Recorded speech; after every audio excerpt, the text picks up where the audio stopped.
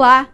Sabia que aquela prática de ir à praia e catar conchinhas na areia pode ser danosa ao meio ambiente? É isso mesmo. Tem um estudo, inclusive, que fala sobre isso e algumas orientações a respeito. Para a gente entender melhor qual é os efeitos dessa prática, nós vamos conversar agora com a Carla do Rosário, que é bióloga, e vai conversar com a gente justamente falando sobre isso, porque é tão comum, Carla, principalmente nas férias, quando a gente está passeando com as crianças, geralmente se leva até uma sacolinha para ir pegando essas conchas que aparecem na areia. Por que que isso é considerado, então, uma prática que vai lá no futuro causar danos ambientais? Então, bom dia, né? É, é muito complexo, mas vou tentar explicar para vocês de uma forma didática. Hoje nós temos esse ainda costume, né, das pessoas retirarem as conchas das praias, e entendo que isso também não é por maldade, né? A gente sabe que precisa ser, as pessoas precisam conhecer o que está acontecendo em sua volta e também valorizar ou ter essa responsabilidade. Mas para que isso aconteça, elas precisam entender que retirar esse animal ou o esqueleto dele, a concha, né, a mandíbula de um animal, seja qualquer espécie, ela precisa conhecer sobre aquele elemento, né, sobre aquele organismo. E as pessoas não têm tanto conhecimento. Então, assim, por que que hoje a gente pode falar que retirar as conchas das praias pode causar um desequilíbrio ambiental?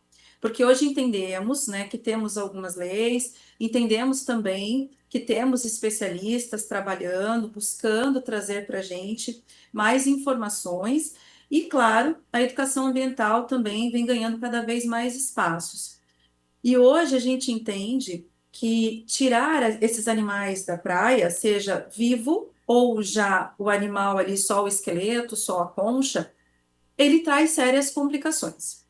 Mas qual é o motivo disso, né? Por que que traz? As pessoas, elas escutam falando que não pode, e falar que não pode é muito pouco, né? As pessoas não querem saber. Ah, não pode, eu não entendo por quê, eu sempre peguei, né? Então, tudo começa com um ciclo chamado ciclo biogeoquímico.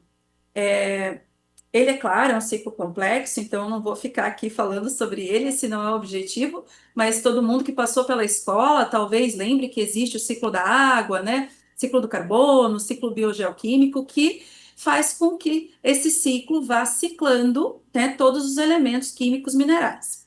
Então, quando a gente fala especificamente de conchas ou animais como equinodermos, que a gente tem ouriços, conchas ali, ou até mesmo alguns gastrópodes como caramujos, né? Esses animais, eles precisam de um elemento mineral chamado carbonato de cálcio. E esse mineral, o carbonato de cálcio, ele vai estar presente no meio ambiente, naturalmente. Ele pode ser encontrado em rochas sedimentares, ou então desmineralizado através de um processo de degradação natural, de um intemperismo, né, de um desgaste, que ele vai voltando para a areia da praia, vai para o mar, né, bate as ondas, ele vai sendo ali desgastado com esse tempo e naturalmente ele vai voltando para lá e entra novamente no ciclo biogeoquímico. Acontece que quando eu retiro uma concha da praia, que todo mundo pensa, eu estou levando uma conchinha, né? Mas quando eu retiro essa concha da praia, eu não deixo com que esse elemento mineral, o meu carbonato de cálcio, ele seja desgastado naturalmente, né, pelo ambiente e que ele volte para fazer o ciclo novamente, para que os outros demais organismos, que não são só as conchas, possam utilizar ele através de quê? De absorção para a formação de seus esqueletos, suas conchas, até mesmo animais que têm mandíbulas, né? Que na mandíbula nós também podemos ter dos animais o cálcio presente e diversos outros, né? Animais e outras estruturas específicas. Então é importante que a gente lembre que a concha, falando aqui da concha, mas outros elementos também que possam ter o elemento de carbonato de cálcio, ela precisa estar ali no ambiente, mesmo depois que ela já não esteja mais fazendo parte daquela conchinha, né? Ela Carla. morreu ou não está mais ali. Agora, Carla, em alguns países, inclusive, esse ato é considerado crime ambiental. No Brasil, na Sim. Lei de Crimes Ambientais de 1998, ele não é exatamente um crime ambiental, a não ser que seja para quem transporta, comercializa, beneficia ou industrializa espécies provenientes de pesca ou coletas proibidas. Há uma linha tênue aí? É, é bem importante a gente lembrar que nós temos a lei de crimes ambientais e temos também a lei de fauna, né? Então, existe também toda uma situação que precisa ser bem avaliada. Quando a gente está falando de uma pessoa que pegou uma concha e levou embora, a gente não tem uma fiscalização para ver se a pessoa levou uma concha embora. Mas aí é muito importante a gente lembrar que existem duas situações: pessoas que podem fazer grandes retiradas de espécies da praia, isso para qualquer espécie, não estou falando só de conchas, né? Seja espécies de restinga, seja da fauna, seja da flora, né? A lei de crimes ambientais, ela pode também estar amparando. Só que a gente precisa entender que existem comunidades ribeirinhas, né? Que têm ali, né, a sua subsistência da pesca. Então, muitas vão utilizar o marisco, por exemplo, o saquaritá, né, esses animais que vão fazer parte da sua vida, elas utilizam também para artesanato e tudo mais. Então, é necessário também que aí pode entrar ICMBio, pode entrar a lei de fauna, a lei de crimes ambientais, amparando, né, essa situação, tá? Mas temos também outra situação onde pessoas comuns que não têm autorização, que vão fazer grandes retiradas, que caso denunciadas, podem sim, né, ser criminalizadas diante dessas leis de crime ambiental e também a lei de fauna, tá?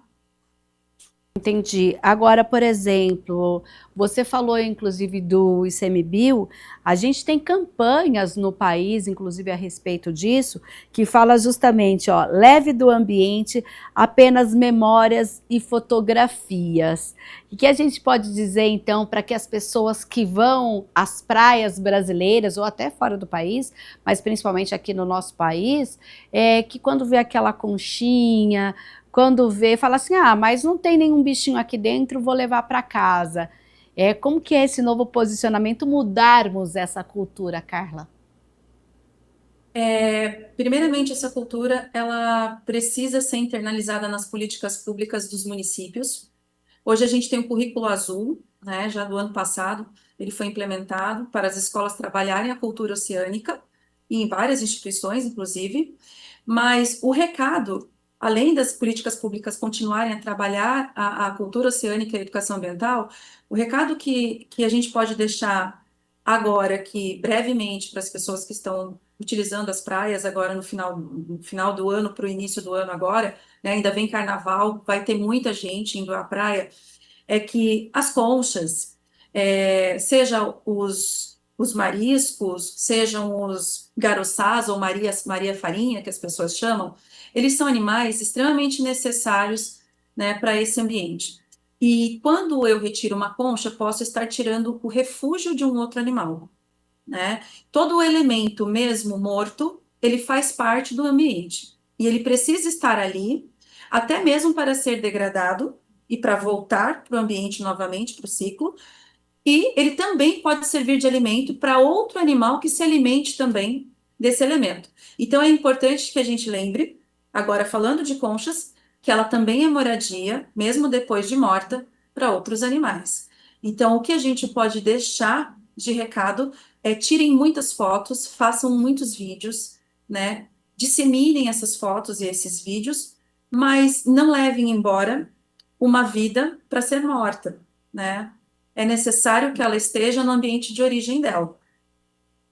Tá certo, então, Carla, fica aí o recado. Muito obrigada e até uma próxima oportunidade. Muito obrigada. É isso aí agora, gente. Quando formos às praias brasileiras, principalmente, vamos ver de uma nova forma. Tire uma foto bem bonita, mas deixe então conchas e outros, como ela disse, esqueletos de animais ali, porque eles precisam desse retorno aí no mar, muitas vezes, ou até como abrigo para outros animais. Vamos repensar a nossa conduta. O Giro Ambiental não acaba por aqui, não. Agora, a gente fica com informações e curiosidades sobre meio ambiente e sustentabilidade.